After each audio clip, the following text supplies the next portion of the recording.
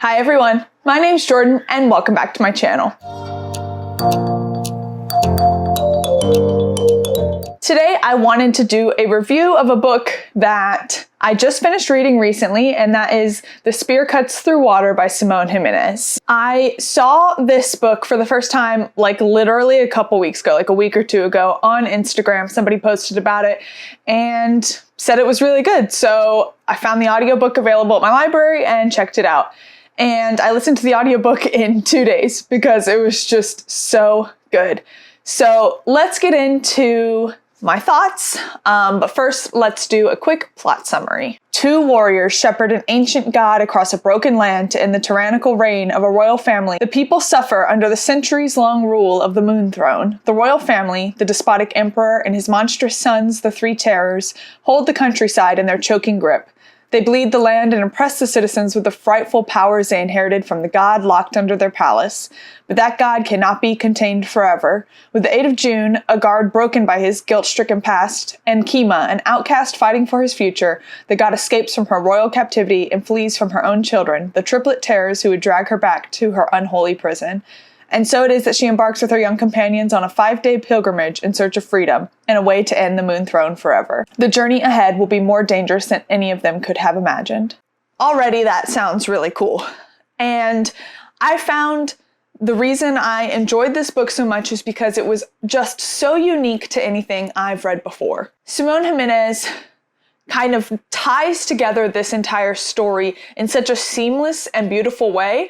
At first it was definitely a little confusing, especially in the audiobook. I'm not exactly sure how the physical book is broken up, like if there is delineations between when we're switching between things.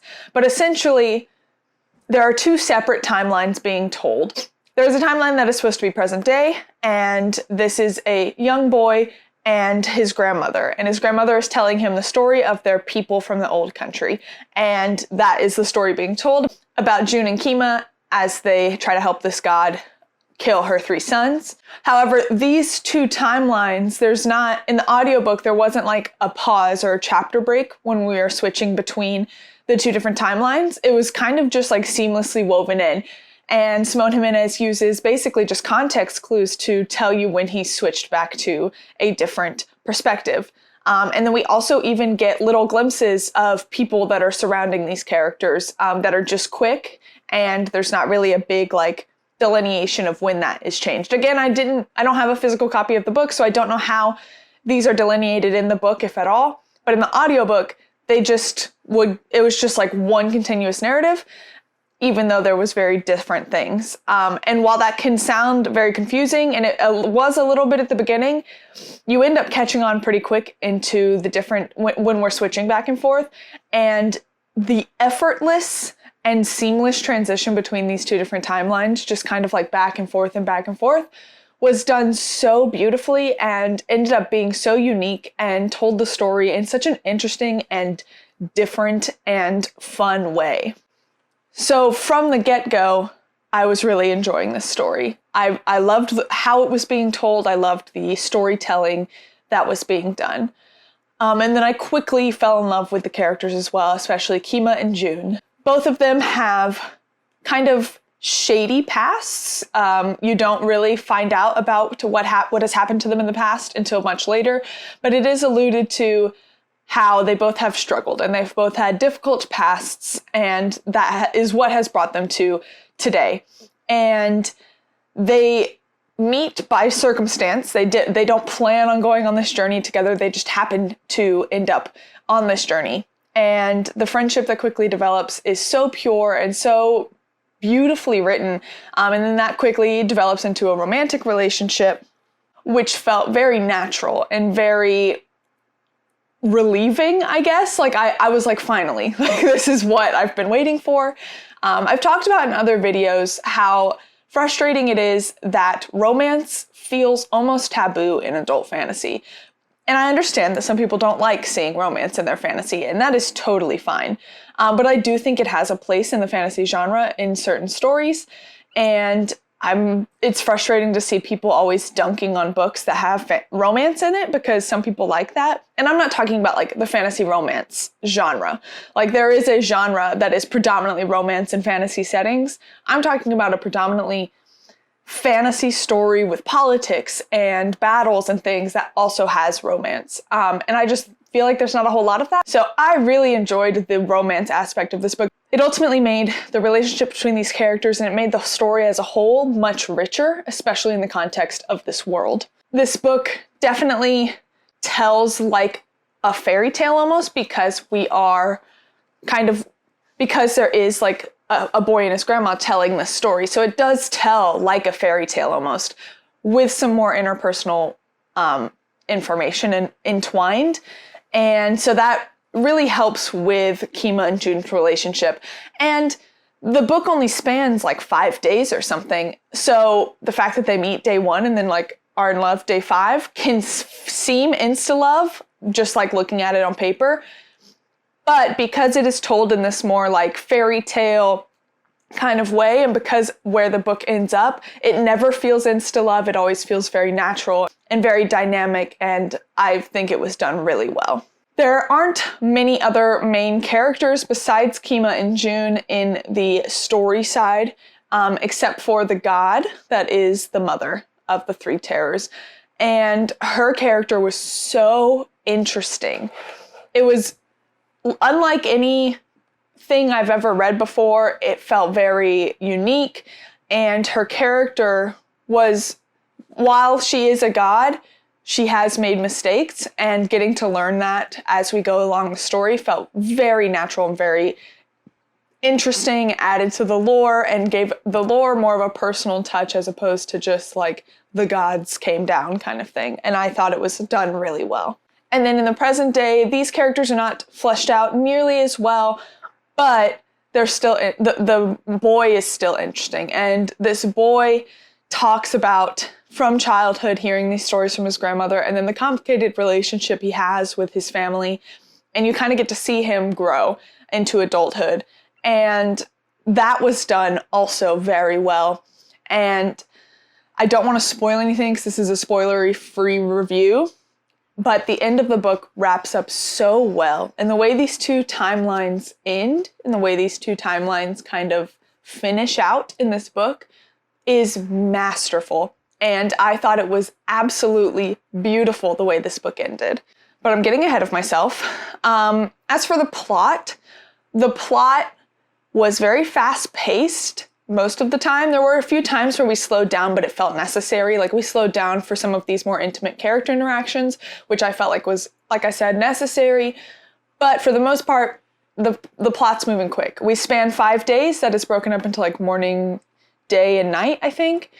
And each day goes by pretty quick. We learn a lot each day. A lot of stuff happens. There's fighting, there's battles, there's running, there's magic. It's all there, and it's all done wonderfully. So the pacing never fell off. The plot was very interesting. I'm definitely a character-driven reader, and I have to be invested in the characters for the most part to enjoy a book. So the plot is normally not as important to me, but I do think that the plot was incredible in this book, and also added to these characters and their relationships. Like the where the plot went helped inform why the characters were acting the way they were, and it was done in a way that felt very seamlessly interwoven. I've used the word seamless a lot in this review, and it's because that is honestly like one of the best ways to describe Simon Jimenez's writing. The different timelines are seamlessly interwoven. The plot and characters are seamlessly interwoven. Like everything is just masterfully crafted to create this story. And Simon Jimenez does such a good job with it. Speaking of which, the prose is also really beautifully written. It's not flowery, it's descriptive, and it keeps you invested. Prose can really make or break a story for me. Normally, if the prose is just okay, but the story is really good, I'm okay. But the story can be not as good, and if the prose is really good, I will keep reading.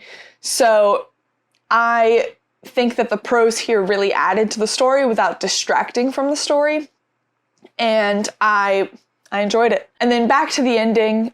I'm not going to spoil anything, but the ending was beautiful. It was so satisfying the way these two timelines finished out, the way these two timelines were just like expertly crafted to end the way they did. And Simon Jimenez does such a good job of making you feel for these characters and love where they end up. And the ending was so good, especially in a book like this where it's like one contained story. The ending has to be nailed perfectly or it can really ruin a book. And I think Simon Jimenez did a wonderful job ending this book. Overall, this book does an incredible job of interweaving story, timeline, characters, themes of self-exploration, themes of love, themes of survival, themes of family, found family. It just does such a wonderful job of exploring all of this in one beautifully composed book. The magic just adds to the story. All of the fantasy elements were incredibly well written. Everything's weird, everything's unique, everything is just beautiful. If you've been on my channel before, you know that I really love books that are told like fairy tales, kind of the absurd nature and the confusing nature. I don't know if confusing is the right word, but kind of jumbled almost, but in an intentional way.